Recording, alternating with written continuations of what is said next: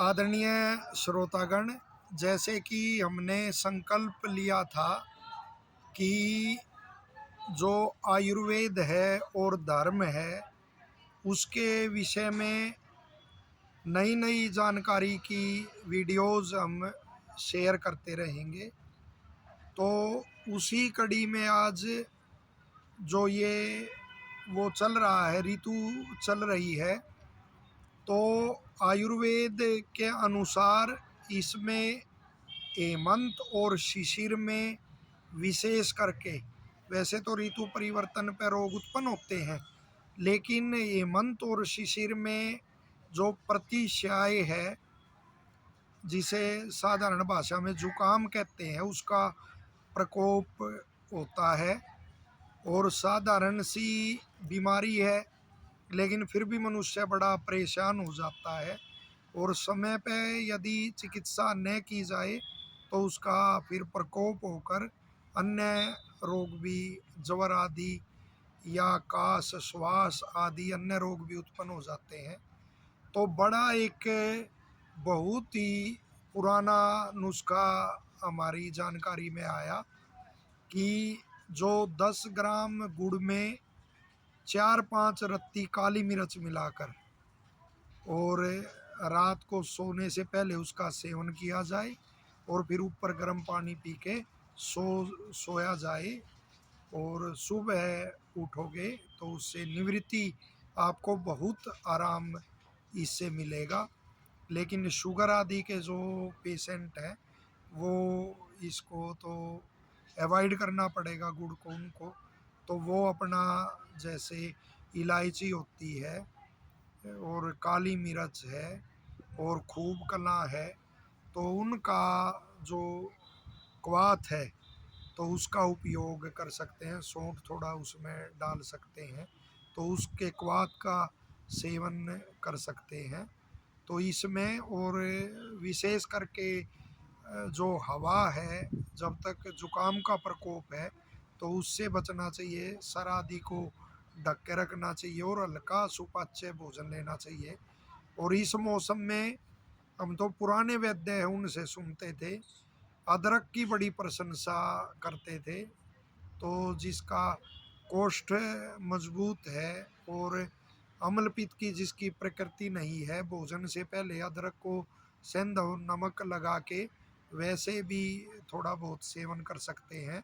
और जिसकी पित्त प्रकृति है उसको यदि सेवन करना है तो सौंठ को दूध में डाल के आप सेवन कर सकते हैं। देखिए सूखने के बाद कैसी प्रकृति और वो हो जाती है, वो पित्त को उस समय प्रकोपित नहीं करेगी यदि इस रूप में उसका सेवन कराओगे। बच्चों को भी वो दूध आदि में डाल के, हम विद्यालय के बच्चों को भी बताते हैं कि सौंठ डाल के दूध में, जिसको दूध नहीं पछताने को शिकायत करते हैं, तो दूध घी को तो अपने अनुकूल बनाना चाहिए।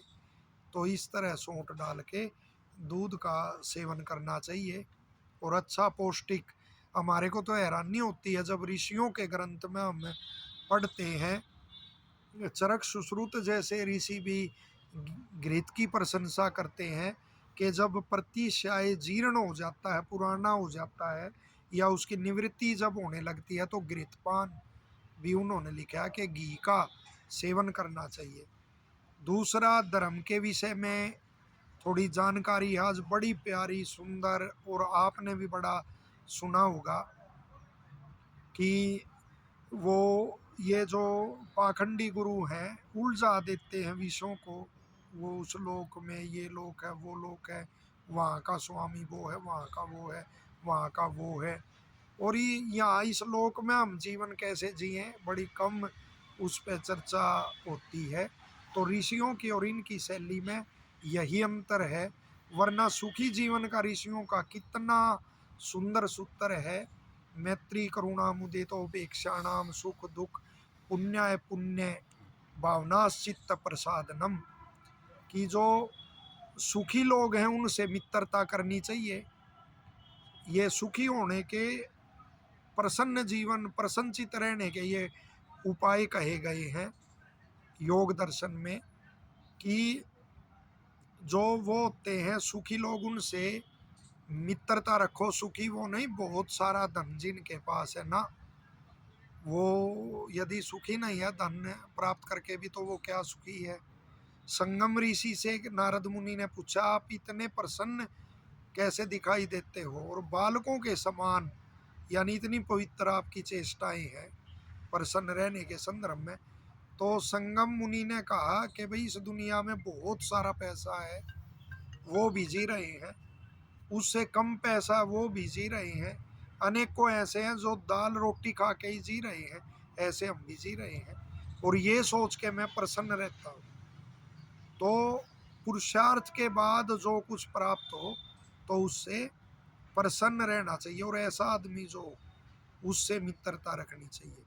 करुणा, जो दुखी हैं दीन हैं उनके प्रति दया का भाव सदा रखना चाहिए, वरना सामर्थ्य होते हुए भी धनादि होते हुए भी जो दीन दुखियों की मदद नहीं करता तो वह क्रूर है, वो सुखी नहीं रह सकता। दूसरे को भले ही वो सुखी लगेगा लेकिन वह ना स्वयं सुखी होता ना दूसरे को सुखी देख सकता। और फिर आगे लिखा, जो धर्मात्मा लोग हैं उनसे प्रसन्न रहना चाहिए। इतिहास उठा के देखो और अब तक भी देखोगे ऐसी प्रवृत्ति चलती आई है कि धर्मात्माओं से द्वेष करने वाले आपको अवश्य मिलेंगे। श्री कृष्ण से शिशुपाल क्यों द्वेष करता था, और तब से ही ये परंपरा आगे चलती आएगी। तो वो फिर ऐसा आदमी भी सुखी नहीं रह सकता जो धर्मात्मा को दुख देगा। स्वामी दयानंद जी सत्यार्थ प्रकाश में लिखते हैं कि जो ब्राह्मण से यानी जो ब्रह्म का आचरण करते हैं, जो सच्चे ब्राह्मण से सच्चे धर्मात्मा से द्वेष करेगा वो अवश्य नष्ट हो जाएगा। पाखंडी से द्वेष करेगा उस संदर्भ में तो ये स्वामी जी कहते हैं ये सुक्ति उसके लिए नहीं है। हाँ, जो सच्चे ब्राह्मण से जो द्वेष करेगा, धर्मात्मा से द्वेष करेगा, वो अवश्य नष्ट हो जाएगा। और फिर आगे लिखा है, जो दुष्ट है उसकी उपेक्षा कर दो, उससे ना मित्रता और ना शत्रुता। तो अनेक बार वो देखते हुए भी कि दुष्ट दुष्टता कर रहा है उसकी उपेक्षा कर देनी चाहिए। परिस्थिति आदि उसको देखते हुए, राजा है राजा को तो दंड भी देना चाहिए दुष्ट को। ये अलग अलग संदर्भ में व्याख्या की गई है। आचार्य बलदेव जी बड़ी अच्छी बात एक कहते थे अध्यापकों के लिए, हमारे को भी कहते थे कि बच्चे को देख के ये कुचेष्टा कर रहा है कोई विद्यार्थी आदि, तो कभी उसको अनदेखा उस समय न करें।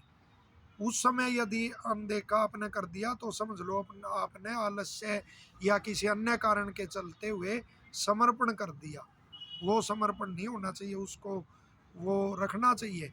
लेकिन जो साधक होते हैं उनके लिए यह वो है कि भाई, और कई बार महाभारत में आता है कि जो बड़ा भाई भी है घर में छोटे की वो देखते हुए एक आध वो त्रुटि देखते हुए कोई व्यवहार संबंधी आदि तो मौन भी रह जाए और समय आने पर उसको कहे भी। तो साधक को तो सदा योग के साधक को दुष्ट की उपेक्षा ही करनी चाहिए, ना उससे मित्रता और ना शत्रुता। तो कितना बढ़िया जीवन जीने की ये शैली है। तो इस सूत्र को लेके भी हम जीवन जिएंगे, इस पे चिंतन करेंगे, लंबी लंबी साधना करने के पश्चात भी ये गुण नहीं आ पाते, अनेकों में देखा गया है।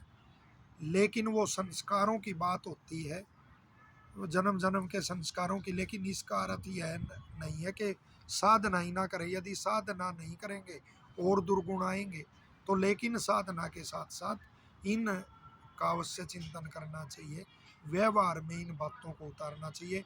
इसलिए कहा है यम भी आवश्यक है और नियम भी आवश्यक है। तो ये जो सूत्र है इसका, और थोड़ा आयुर्वेद के उसका हमने वो चर्चा की कि जैसे वो गुड़ का और उसका बता काली मिर्च का, और साथ में वो इलायची का और खूब कला आदि के वो बीज का, और सौंठ मिर्च आदि जो काली मिर्च अनुकूल रहती वो भी उसमें क्वाथ में उसमें डाल सकते हो, वो आपको बताया। तो आज के लिए यही है, और नई नई जानकारी के साथ ये वीडियोस शेयर करते रहेंगे। धन्यवाद।